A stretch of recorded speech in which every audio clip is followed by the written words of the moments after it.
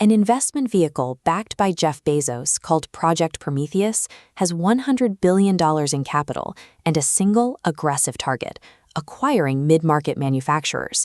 They are not asking permission to run pilot programs. They are buying companies outright, stripping out outdated operations, installing AI at the core, and replacing the executive team. Their target is the acquisition gap. These are healthy companies generating between $1 and $6 billion in annual revenue, sitting on massive amounts of unaccessed operational leverage. For these businesses, the primary threat is no longer the competitor across town. The threat is sudden, aggressive acquisition by an AI-native fund. This chart shows the reality of corporate AI adoption from a survey of over 3,000 executives. While financial investment is highly visible, 80% of these companies are trapped in AI project purgatory. Only 20% are actually redesigning their core processes.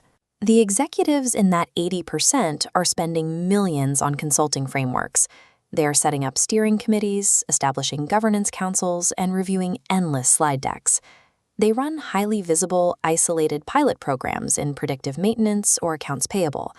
These pilots look great in the lab, but after 18 months, they produce zero certified EBITDA uplift.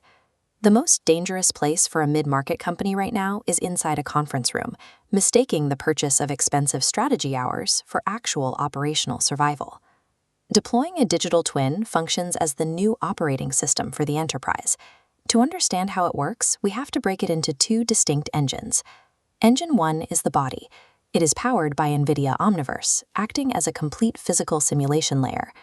Look at the tight spatial constraints and the complex motion of the robotic arms on this assembly line.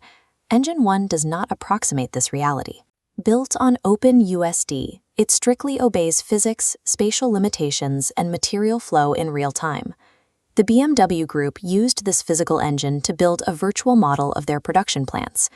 By running a new vehicle model through the simulation without touching the actual factory floor, they compressed a 4-week physical validation process down to just 3 days. High-fidelity physical simulation changes business economics. It reduces the cost of answering a complex what-if operational question to near zero. The second half of the system is Engine 2, the brain. This is the cognitive lighter, powered by platforms like Mistral Forge. Mistral Forge builds frontier-grade intelligence from the ground up, using your company's proprietary data, stored behind your own residency controls. Combining them creates a feedback loop. The physical engine generates simulated data. The intelligence engine interprets it for autonomous decisions. Unilever deployed this in India. Simulating packaging materials dropped trial times 84%, spiking experimentation velocity from 2 to 30.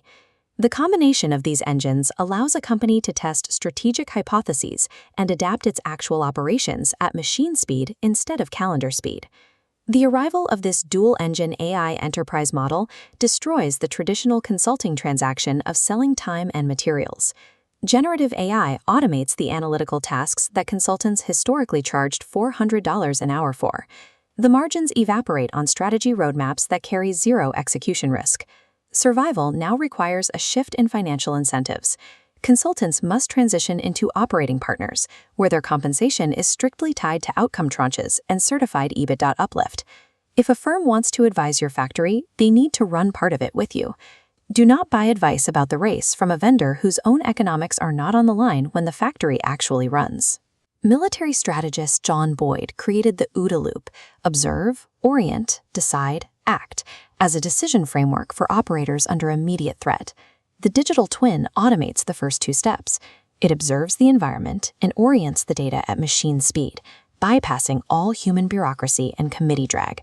The Rodeburger Gruppe executed this exactly. They skipped pilot purgatory, simulated their supply chain network in a digital twin, and achieved measurable throughput gains. The industry is now moving in 18-month cycles. While one manufacturer spends that time stuck in governance reviews with zero uplift, a leader like Rodeburger uses those same 18 months to run hundreds of supply chain simulations. This creates a structural gap in performance that traditional management cannot close before an acquisition fund steps in. Build the twin today. If you spend the next cycle in committee meetings, you will spend the one after that explaining to your board why a $100 billion fund is the new owner of your factory.